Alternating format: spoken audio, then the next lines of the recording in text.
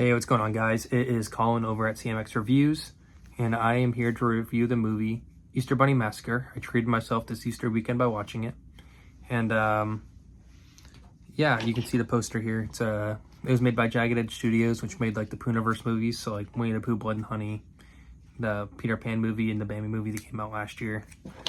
Yeah, I mean, I think you can kind of. I didn't want to judge a book by its cover, but I think you can look at the cover and kind of, come to your own conclusions. They go over some like quick pros because there's only a couple. There's a couple shots that are actually pretty decent. There's a couple decent shots, and the bunny mask itself, because it's a bunny mask. It's not an actual Easter bunny. It's just a guy wearing a Easter bunny costume, and that Easter bunny mask I think looks somewhat creepy a little bit. And from there, we'll just go to the negatives, which, I mean, yeah, they're negatives, but this movie was made for like $10 over the course of a weekend or something, so you can't be too mad at it.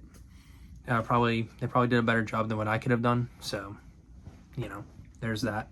But, yeah, for negatives, I mean, the acting obviously is really bad. I mean, some of the people are worse than others. There's some people that are actually like, they're decent, but there's most of them are pretty atrocious, obviously. And then the kills, as far as the kills go, it's there's I think 3 like actual on-screen kills by the Easter Bunny, and none of them are really worth anything. They're just like super cheap, obviously. I mean, you can look at the movie and kind of tell.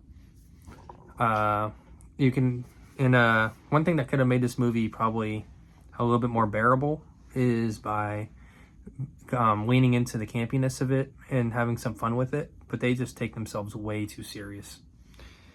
Yeah, they just take themselves super serious, and if they embraced the campiness, I probably could have had some fun with it. So, but they didn't.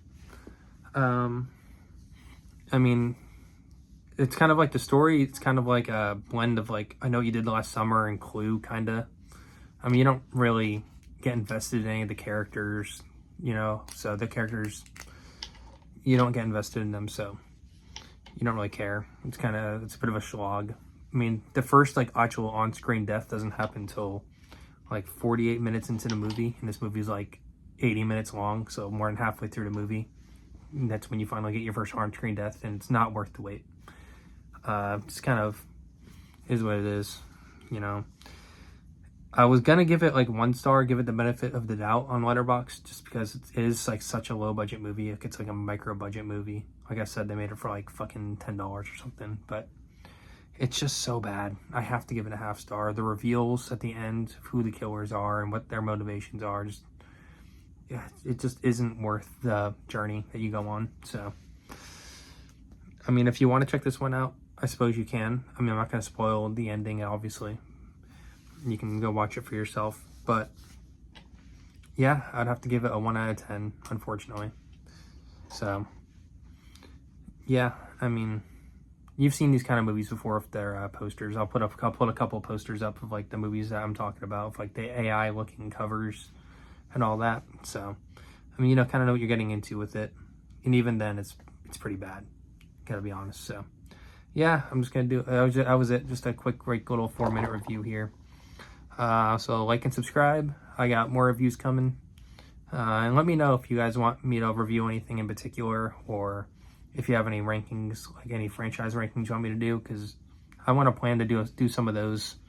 I want to do like a Halloween ranking, Friday the 13th ranking, and stuff like that. So I don't know, just let me know. Like and subscribe, guys.